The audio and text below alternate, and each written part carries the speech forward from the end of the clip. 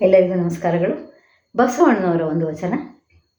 ಮಾತಿನ ಮಾತಿಂಗೆ ನಿನ್ನ ಕೊಂದಿಹರೆಂದು ಎಲೆ ಹೋತೆ ಅಳುಕಂಡ.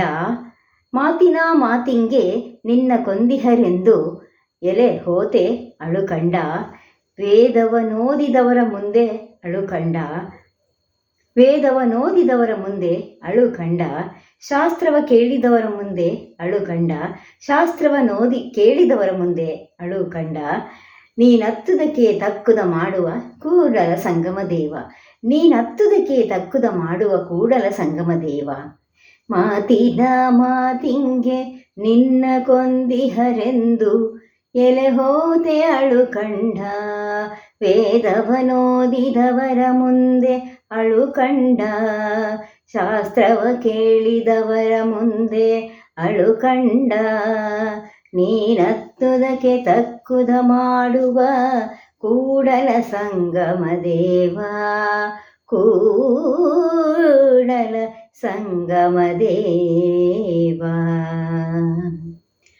ಎಂದು ನುಡಿದ ಬಸವಣ್ಣನವರು ಯಜ್ಞಕ್ಕಾಗಿ ಹೋತವೊಂದನ್ನು ಬಲಿ ಕೊಡಲು ಕೊಂಡೊಯ್ಯುವ ಸಂದರ್ಭದಲ್ಲಿ ಈ ಒಂದು ಮಾತನ್ನು ಅವರು ಹೇಳ್ತಾ ಇದ್ದಾರೆ. ಆ ದುಃಖಕ್ಕೆ ಮರುಗಿ ಸಮಾಧಾನಿಸಿದ ಸಹೃದಯಗಳು ಕೂಡ ಇವರಾಗಿದ್ದಾರೆ. ವೇದಗಳು ದಯೆ ಮತ್ತು ಧರ್ಮದ ಬಗ್ಗೆ ಎರಡೂ ರೀತಿಯ ಹೇಳಿಕೆಗಳನ್ನು ನೀಡುತ್ತೆ.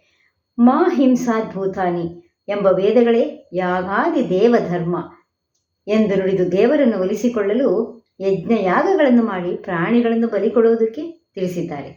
ಇಂತಹ ಹಿಂಸಾಯುತ ಭಾವನೆಗಳಿಗೆ ರೋಸಿ ಹೋದ ಬಸವಣ್ಣನವರು ದಯೆಯಿಲ್ಲದ ಧರ್ಮವು ದೇವುದಯ್ಯ ಎಂದು ಪ್ರಶ್ನಿಸಿದರು. ದಯೆಯೇ ಧರ್ಮದ ಮೂಲವಯ್ಯ ಅಂತ ಕೂಡ ಬಸವಣ್ಣನವರು ಹೇಳಿದ್ದಾರೆ. ಆ ದಯೆ ಎಂಬುದು ಕೇವಲ ಮಾನವ ಕುಲಕ್ಕೆ ಮಾತ್ರ ಸೀಮಿತ ಅಲ್ಲ, ಪ್ರತಿಯೊಂದು ಜೀವಿ ಸಂಕಲ್ಪಕ್ಕೂ ಕೂಡ ಅದರ ಅಗತ್ಯತೆಯನ್ನು ಕುರಿತು ಸಕಲರ ಕಣ್ಣು ಕೂಡ ಇವರು ತೆರೆದಿದ್ದಾರೆ.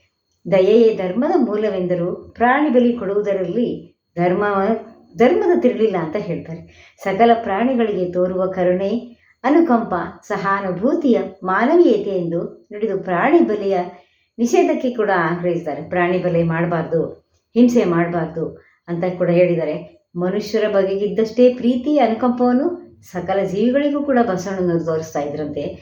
ದಯಾಭಾವ ಅನ್ಯರ ನೋವು ನಲುವೆಗಳಿಗೆ ಸದಾ ಸ್ಪಂದಿಸುತ್ತಲ್ವ. ದಯೆಯೇ ಧರ್ಮದ ಮೂಲವೆಂಬುದು ಅವರ ಮಂತ್ರವಾಗಿತ್ತು ಕೂಡ. ಆ ಹೃದಯವಂತಿಕೆ ಬಸವಣ್ಣನವರಲ್ಲಿ ಸದಾ ಜಾಗೃತವಾಗಿದ್ದಿದೆ. ಅವರ ದೊಡ್ಡ ಗುಣ ಪ್ರೀತಿ ಸಹಾನುಭೂತಿ ಮೂಲಕ ಬದುಕಿನ ಒಳ್ಳೆಯ ಫಲಿತಾಂಶಗಳ ಮರ್ಮ ಅರಿದ ಬಸವಣ್ಣನವರು ಬೇರೆಯವರಿಗೂ ಕೂಡ ಅದನ್ನೇ ಬೋಧಿಸ್ತಾ ಇದ್ರು, ಅದನ್ನೇ ಕೂಡ ಕಲಿಸ್ತಾ ಇದ್ರು. ತಪ್ಪಿದ್ದಲ್ಲಿ ಕ್ಷಮೆ ಇರಲಿ. ಧನ್ಯವಾದಗಳು.